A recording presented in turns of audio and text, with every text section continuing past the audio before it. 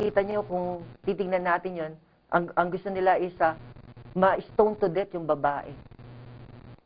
Makikita nyo ang mga salo at ang mga self-righteous, ang mga nagkakasala, hindi na nila binibigyan ng second chance. Dinadaw na nila. At tinatanggal na. Ngunit hindi ganun si Jesus. Si Jesus, ang mga makasalanan, binibigyan niya lagi ng pangalawang pagkakataon. Dahil doon sa pagkakataon na yon, doon mababago yung ating buhay. Doon natin totally na maiiwan yung buhay ng kasalanan.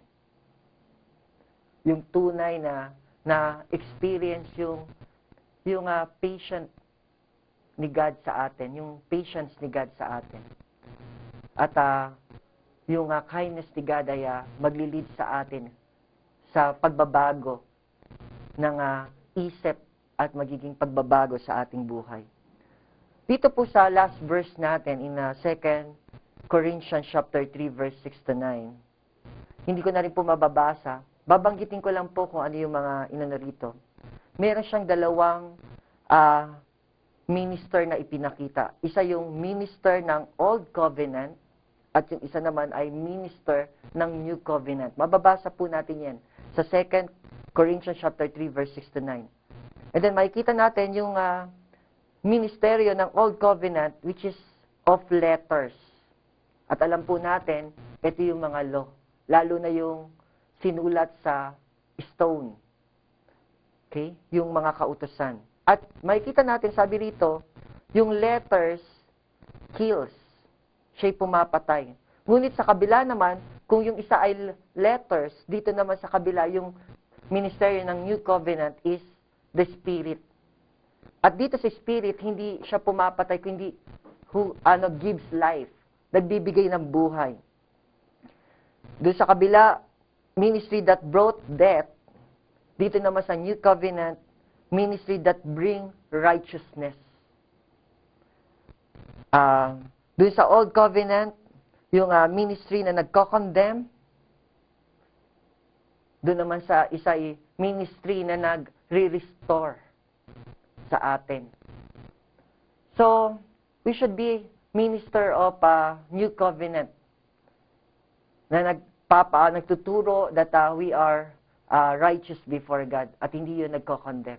Katulad po ng nasabi ko sa inyo, hindi po ako competent by standard of this world na mag-minister ng ganito. But si God ang nagbigay sa akin ng kakayahan na gawin to. By the standard of this world, ulitin ko po, nakakatulong din po to sa inyo na maintindihan niyo ako kung bakit ako ganito. At ako ay makarelease na alam niyo po yun sa standard ng mundo, hindi po ako pasado.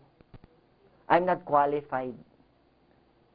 But by the grace of God, siya ang tumawag sa akin. And I really believe dahil hinanda niya na ako.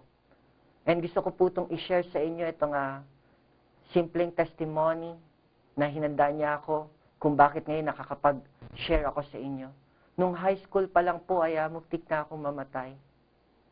Nung patawid po ako, dahil umuulan noon, tinaas ko po yung jacket ko at sabay tumakbo ko patawid. At nabangga po ako ng jeep nung time na yun, nung high school pa ako. Ngunit by the grace of God, hindi po ako nasugatan, hindi ako napilayan, at hindi po ako natakbo sa hospital. Even though, malakas po ang pagkabangga sa akin. Ang driver ng jeep at lahat ng passenger, even yung mga nakatayo doon sa kalye, lahat sila ay na-amaze at napatulala. Even ako. Pero, meron ng hinanda si God para sa akin at para sa inyo ngayon na nakikinig ng mensahe nito. At nung kakagraduate ko na naman po ng college, at Christian na po ako this time, kinakabit ko po yung antena ng radyo po namin para sa communication namin. At hindi po ako naging aware na yung antena na tinataas ko po dahil mahaba po siya mataas ay sumabit po sa poste ng Meralco.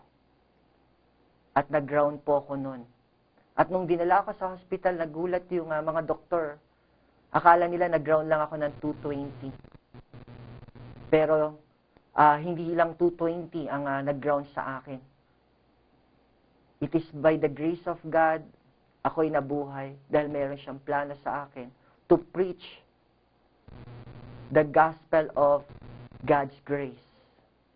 That by through His Son Jesus Christ, that we are forgiven, that we are righteous, and in Christ, there is no condemnation. So by God's grace, lagi po tayong manghawak doon at hindi ma-fail yung ating faith to believe. Kung tayo nadarapa, tayo pa rin ay malinis, banal, at pinatawad na dahil sa kanyang anak. Ang ating standing, katayuan, hindi sa ating mga ginawa at sa ating lakas, kundi sa kanyang anak. Sa kanyang anak na si Jesus, kung ano yung ginawa ni Jesus para sa atin. Maraming salamat po, and grace be with us.